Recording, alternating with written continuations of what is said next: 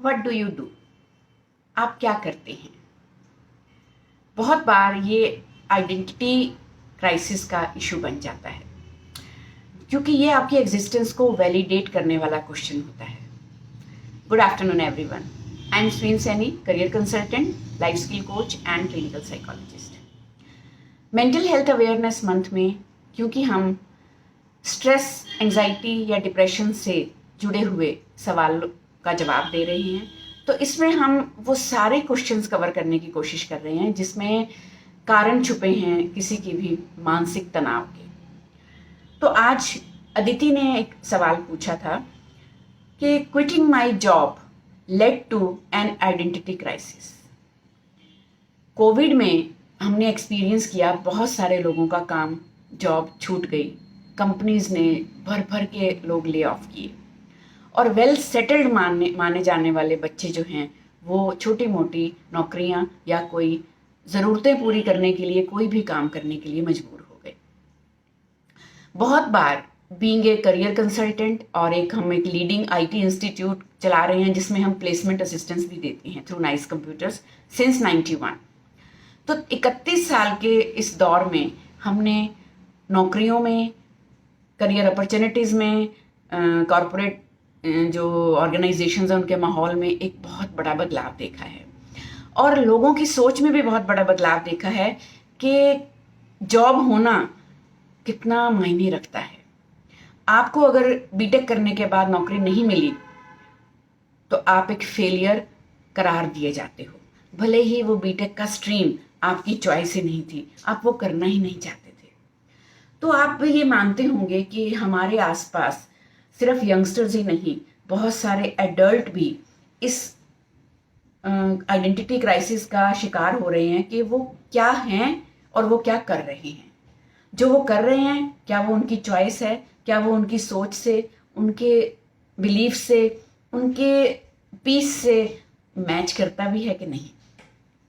और maximum cases में people are working just because the sake of earning, जिसको हम कहते हैं कि रोजी रोटी का मुद्दा है, कि लाइफ के लिए कुछ ना कुछ तो चाहिए, सेटल होने के लिए कुछ ना कुछ तो चाहिए।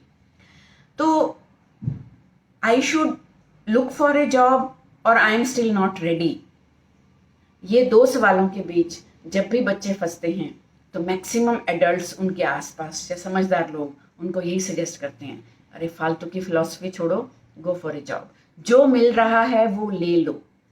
स्पेशली पिछले ये 1.5-2 साल के पीरियड में, और इस तरह की कंफ्यूजन का शिकार हमारी अपनी छोटी आयुषी भी बहुत हुई, जबकि उसको लगा कि she decided not to take those opportunities जो उसे इजीली मिल रही थी, as a fashion designer, as a illustrator, as an graphic designer. जो ये लगता था कि वो अनग्रेटफुल हो रही है to give up offers when at last, मतलब हम कहते हैं काउंट जो है of 1 crore people in India and globe, they have lost their jobs, their career opportunities. और उस माहौल में मिलती हुई अपॉर्चुनिटीज को ना लेना, चूजी हो जाना, सिलेक्टिव हो जाना और ना कहना बहुत बड़ी बात थी। लेकिन ना तो हमने उस पर प्रेशर डाला, ना उसका खुद का ये साइकोलॉजिकल एक थॉट है कि नहीं, कुछ भी साबित करने के लिए कि सिर्फ क्योंकि बच्चा एस्टेब्लिश्ड है, जॉब कर रहा है इतनी पढ़ाई करने के बाद, तो कुछ भी नहीं करना है। जो मेरे कैलिबर को, मेरे क्रिएटिव स्किल्स को, मेरी एक जो इंटेलिजेंस है उसको सूट करेगा और मुझे खुशी देगा, मुझे सिर्फ वही काम करना है। और जब हम ये स्पेस, ये फ्रीडम अपने बच्चों को, अपनी फैमिली मेम्बर्स को नहीं देते हैं, तब शुरू होता है आइडेंटिटी क्राइसिस का दौर, और ये बहुत बहुत खतरनाक है।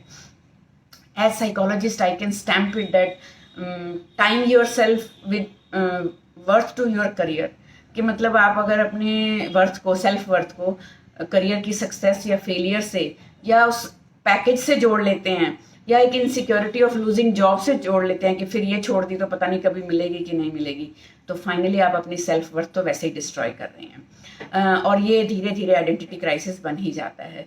बहुत सारे पेरेंट्स हमें मिलते हैं, बहुत सारे बच्चे हमें मिलते हैं जहाँ से ये साबित होता है कि मैक्सिमम फैमिलीज़ में यही हो रहा है। और ये रिजल्ट आ रहा है high functional anxiety, palpitations, faster heart beat, frustration, anger issues, low self esteem, worthlessness, hopelessness, insecurities. Finally वो अर्निंग तो आ रही है, लेकिन सेल्फ में इतना कुछ जो है वो डिस्ट्रॉय और डिस्टर्ब हो रहा है।